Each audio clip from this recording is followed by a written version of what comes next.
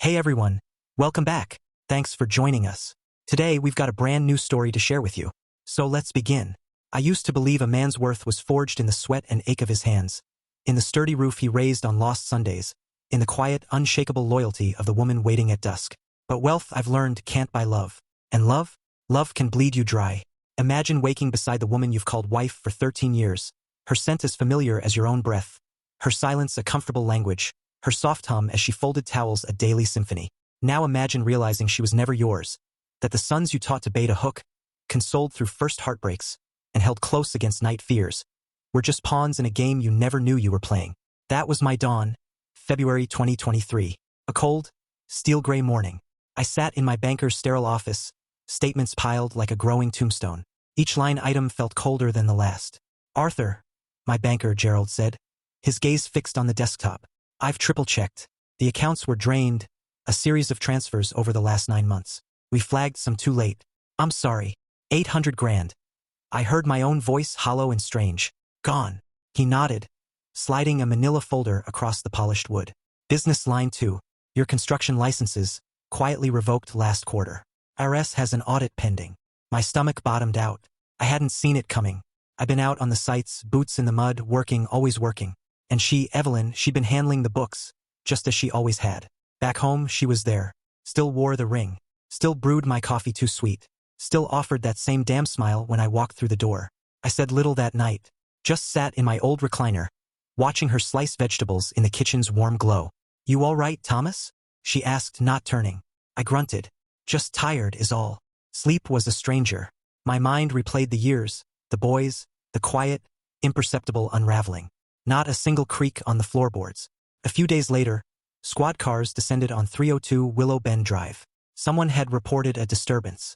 They expected a domestic squabble, a shattered lamp, the usual weariness between spouses. What they found, the report stated, was the most elaborate betrayal veteran detectives had ever witnessed.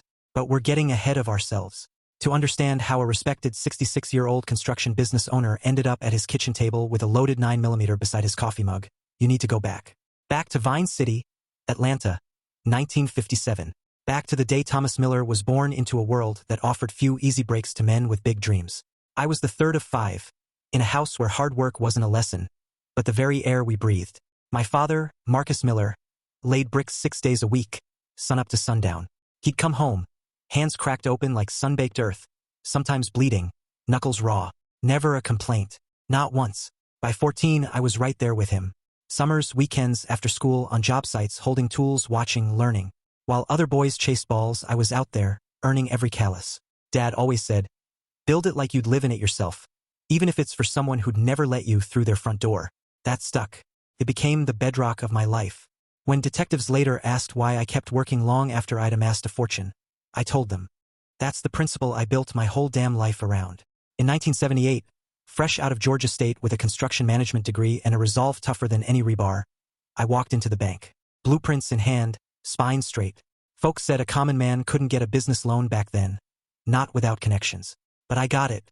Miller Construction started small porch repairs, deck rebuilds, fixing up places other contractors wouldn't even drive through. We charged fair, worked honest, and word spread. By the early 90s, I had 35 men on payroll, most of them trained by me. No cutting corners. No shortcuts. When Atlanta geared up for the '96 Olympics, we landed real contracts. Some of our structures still stand today. That's legacy, not in plaques, but in concrete and steel. And back then, my personal foundation felt just as solid. I'd married Clara Jones in '79, my high school sweetheart, my other half. She kept me grounded when the money began to flow. She handled the books, kept the accounts clean, made sure the boys got paid on time. I ran crews. She ran everything else. We had a daughter, Sophie. She grew up watching me build houses and her mama build a community, bake sales, charity drives, Bible school. People called us the perfect partnership. Sometimes even I believed it. But even perfect things break. In 2007, Clara started complaining about a stomach pain that wouldn't go away. I told her it was stress. She always pushed herself too hard, but it worsened. I still remember that sterile room, holding her hand when the doctor came in. He didn't mince words. "Ovarian cancer," he said, low and clinical. "It's advanced." We threw everything at it: insurance, savings, prayers, specialists in 3 states. I would have sold the business, the house, my truck, hell, the boots off my feet, if I thought it would buy us 1 more month. But cancer doesn't care how good a woman is. She was gone 7 months later. When Clara passed, I was 50, a widower. The word felt alien in my mouth. My whole foundation cracked clean through. For the next 2 years, I did the only thing I knew. I worked. Longer hours, bigger projects, weekends too. Some days, I didn't even change out of my work boots. I'd come home, stare at the framed photo on the mantel, me, Clara, and little Sophie at Stone Mountain, and just sit. No TV, no sound, just the hollow hum of a house that wasn't a home anymore. Sophie called every day from California. She had her own family by then, 2 kids, a good husband. But she worried. Daddy, she'd say, maybe it's time for a group, a hobby, something. You need people around you. I'd just grunt or say, I'm fine, baby, just busy. But she knew better. I kept telling him to join a church group or something. She later told the investigators. I never imagined he'd find Evelyn instead. It was April 2010, downtown Atlanta. A Chamber of Commerce mixer, some bland hotel ballroom with too much fluorescent light and not enough decent coffee. I was by the refreshment table, half listening to some drone about permit delays in Fulton County, when I saw her. Evelyn Harper, confident, stylish, beautiful. Not just pretty, but the kind of beauty that commanded the room without trying. She wore an emerald green dress like it was liquid. When she moved, people parted. She didn't wait for an introduction. She walked right up to me, extended her hand. You're Thomas Miller, right? Miller Construction. I blinked. Ah, yes, ma'am. That's me. She smiled. I've heard your company's solid. I'm Evelyn Harper, technology consultant. Financial systems, mostly. I help companies modernize. We talked for nearly an hour. She wasn't making polite conversation. She asked real questions about labor shortages, supply chain costs, zoning headaches. She listened, nodded, followed up with insights that showed a genuine understanding. Then she mentioned her twin boys, 10 years old, David and Daniel. Raising them alone, she said, trying to give them the chances I didn't have. I grew up poor, rural Georgia, no running water half the time. I remember thinking how similar our stories were. Both from nothing. Both built something.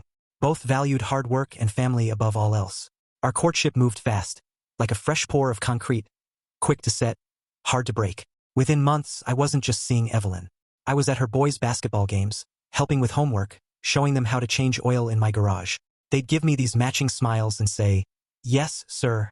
In perfect unison. It got me every time. Those boys needed a father figure, I told Sophie on one of our calls. And I guess I needed to be needed again. She paused. Just be careful, Daddy. I don't want you rushing into something because you're lonely. It's not just that, I insisted. They feel like family already. A few weeks later, Sophie flew in from California to meet Evelyn. We had dinner at the house, pot roast, sweet tea, the works. Sophie said nothing that night, but when I walked her to the guest room, she hugged me a little longer than usual and whispered, Daddy, I don't know, something feels off. I brushed it off. Told her she was just being protective, that I appreciated it, but come on. Baby, you should be happy I'm not alone anymore. She didn't push, but I saw it in her eyes, that quiet worry only a daughter can carry. Still, I didn't listen. Evelyn and I married just 18 months after we met. Simple ceremony at Atlanta City Hall. No guests, no fuss. No prenup either. Looking back, I call it the most expensive mistake of my life. And I'm not just talking about money. We moved her and the twins into my house in Keir Heights. That place was special, not just a roof and walls, but my very own history. Buying it felt like claiming a piece of something our people had fought to create.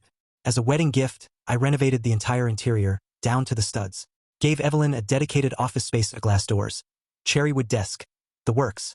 The boys got new beds, custom closets, dual monitor setups, Xbox, PS4, you name it. $85,000.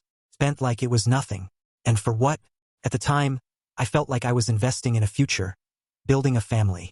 But really, it was the first major withdrawal from my heart, from my savings, from the emotional account I didn't realize was already being drained. Evelyn, she smiled, sure. But it never quite reached her eyes. You know how someone can look happy, but you still feel a chill standing next to them? That's what it was like. Her questions always circled back to my business. How much longer do you think you'll work, Thomas? Ever think about cashing out, letting someone else run Miller Construction? What kind of return do you get from the equipment leasing side? At first, I thought she was just interested, being supportive. But after a while, it started to sound like she was taking inventory. Even the twins, David and Daniel, they were polite, helpful, affectionate. But only when Evelyn was around. Like they'd been taught to say the right things at the right time. Good morning, Mr. Miller. Thank you for dinner, sir. Always, sir. Never, Dad. And I started noticing those moments of affection were timed, like cues in a play. I tried to talk to Sophie about it again. I still think you're being too hard on them. I'm not being hard, Daddy. I'm being honest. You just don't want to see it yet. On the surface, everything looked picture perfect. The boys got into Woodward Academy.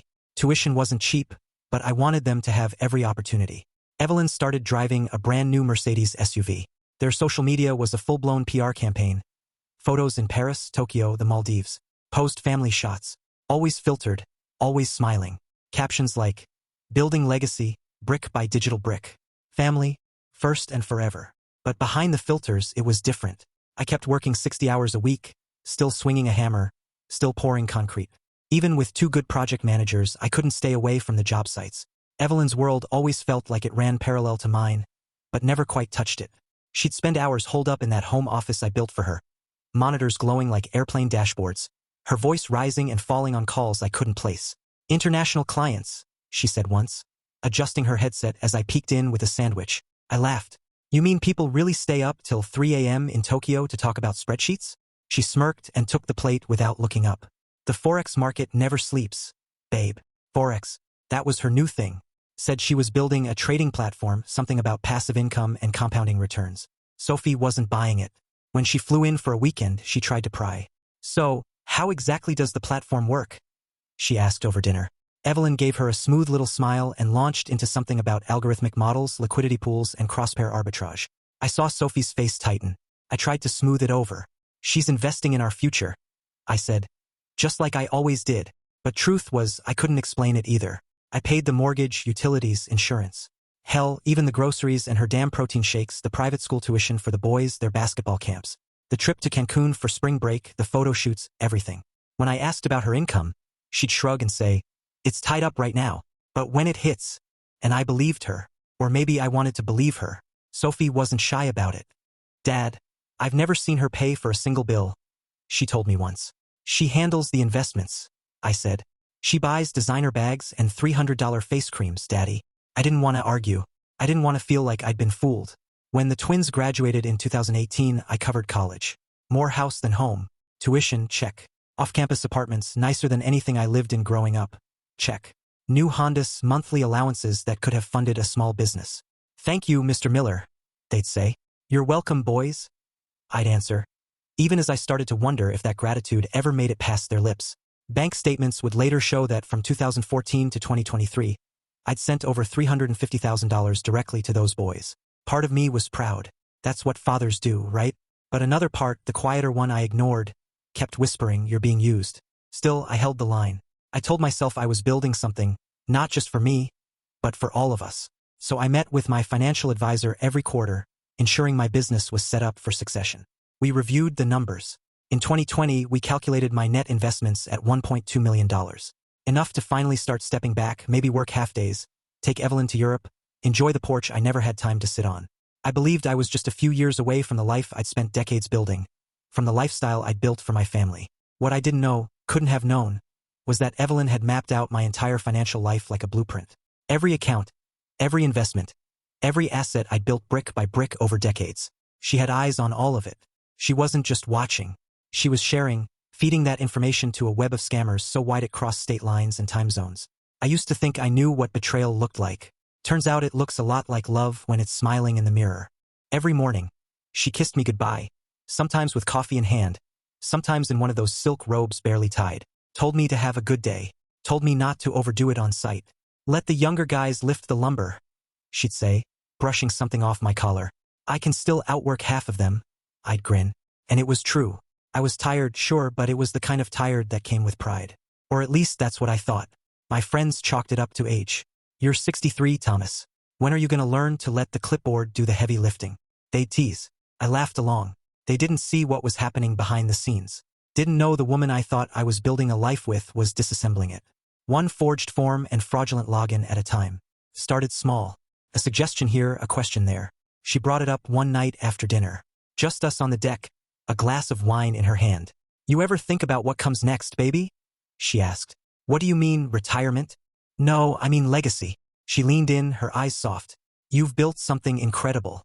Don't you want to make sure it stays in the family?" I'll admit that hit me. I'd always dreamed of that. Passing something down, being remembered not just for what I built, but for who I built it for. She kept talking, weaving this whole vision. Said we should start a family office, manage everything ourselves. We'll centralize your assets, she said. The twins can start getting involved. Maybe one handles operations, the other marketing. I remembered nodding slowly. You think they'd even be interested? She laughed. They're your boys. Of course they are. We just have to show them the ropes. Sounded good, too good. She knew exactly what to say. She made it sound like love, like strategy, like we were building an empire.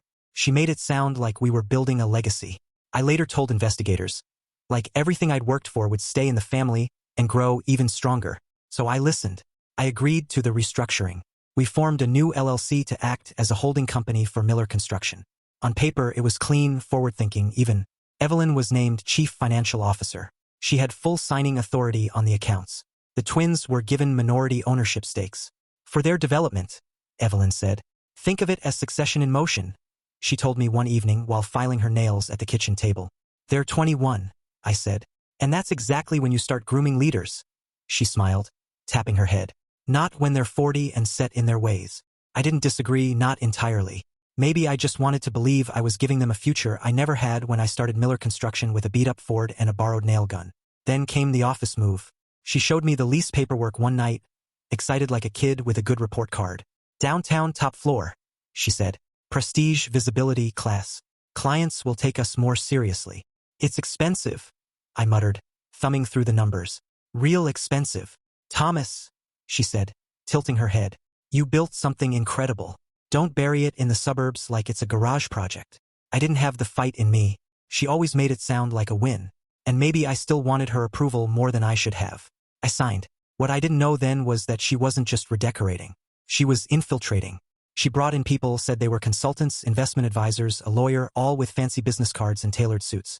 They talked a lot of strategy, buzzwords, optimization, market position. Trust me, she told me over and over. These are the right people. We're elevating this company. What I should have asked was, elevating it for who? They slipped into my company like mold into drywall. Their resumes were fake. Their names probably were too. I'd later learned they were co-conspirators, part of some wide net she was casting across state lines. By mid-2021, Evelyn started talking about our investments. You've been sitting on the same funds for years, she said. Let me diversify. I've got connections in Forex, high yield, low risk. She pulled up platforms on her tablet. Sleek dashboards with charts, growth projections, daily returns. It's all backed by currency pair trading, she explained. Real-time international markets. We're leaving money on the table, babe. It looked impressive. Hell, I'm a builder, not a banker. I saw the numbers moving up and thought maybe she really did know what she was doing. All right, I said one night after a long day on site. But we move slow. Start small. She nodded, kissed me on the cheek. You won't regret it. I let her liquidate some of my older investments. Not everything, but enough. Enough to hurt later. Every time I asked about pulling some money out for payroll or a supplier invoice, she'd make a few taps and a few thousand would show up in the business account. See? She'd say, told you it's working. By 2022, things started getting weird. Clients called me directly, something they never used to do, complaining about confusion on bids. Vendors were sending second and third notices. Projects that should have turned a solid margin were scraping by. You need to talk to your team. One of my longest-standing clients, Samuel, said on the phone. I don't know who these people are, but it's sloppy, Thomas. I asked Evelyn about it. Growing pains, she said breezily. Trust the process. What I didn't know was that they weren't just fumbling. They were gutting it.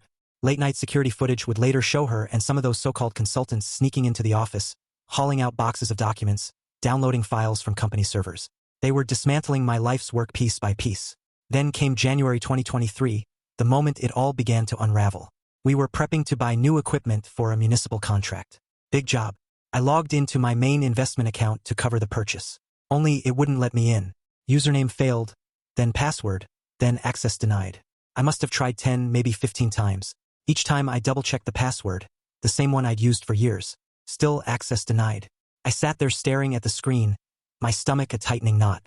Evelyn, I called from the office, trying to keep the frustration out of my voice. Something's wrong with the investment account. Can you come here? She walked in, barefoot, sipping coffee like it was any other day. Probably a system upgrade, she said lightly, glancing at the screen. They've been doing maintenance lately. You'll get back in soon. I've never been locked out before, I muttered. I'll handle it, she said, leaning in to kiss my cheek. Don't worry about it. I've got the contact numbers. I did worry, though. Every day that passed without access made the unease in my chest heavier. I called the number she'd given me, some offshore line. Each time it rang, then dropped.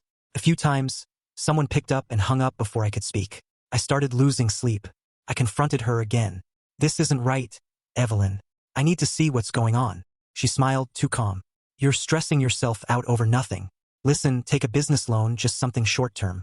We'll pay it off once the account's accessible again. I stared at her. Take a loan for money I already have? You're being dramatic, she sighed. You always think the worst. But I couldn't shake the feeling that something was very wrong. On February 9th, I couldn't wait any longer. I drove to my longtime bank, the one I'd used since I opened Miller Construction. Sat down with the branch manager, an older guy named David, who remembered when I was still in steel-toed boots every day. David, I said, I need full statements. Every account, business and personal, everything. He looked at me strangely. Is something going on? Just humor me. He printed them off right there. I'll never forget the look he gave me when he handed them over, like he already knew something I didn't. And then I saw it. The business account, once flush with cash, barely had 5 figures left. My reserves drained by dozens of wire transfers to names and accounts I didn't recognize. The credit lines, maxed. My retirement accounts, which should have held over $1.2 million, showed less than $25,000 combined. Jesus Christ, I muttered, my hands shaking as I gripped the edge of the desk. You want me to call someone? David asked, his voice low, concerned. No, I said, standing slowly. No, I need to go. I drove home in silence, my fingers gripping the wheel tight enough to hurt. I wasn't even sure what I was going to say. I just knew I needed to confront her. But when I walked into the house, it was empty, quiet in a way that felt deliberate. There was a note on the kitchen counter. Taking the twins on a surprise college visit trip. Be back in 3 days. Don't worry, everything's fine. I didn't believe a word of it. For the first time in our marriage, I started searching through her things. Her private drawers, her locked filing cabinet. I found a small brass key taped to the underside of her desk. It opened the drawer. Inside, passports. Not 1, 5. All with her photo, but different names, different identities. My heart pounded. I didn't know what I was looking for anymore. I just knew something was deeply, horribly wrong. I found her laptop, password protected. But I remembered she kept a little black logbook of passwords somewhere. Took me an hour to find it, in a shoebox behind old coats in the closet. Once I got in, I wished I hadn't. Thanks for listening. This story isn't over yet, and things are about to get even more intense. Stay tuned for the next part to see what happens next.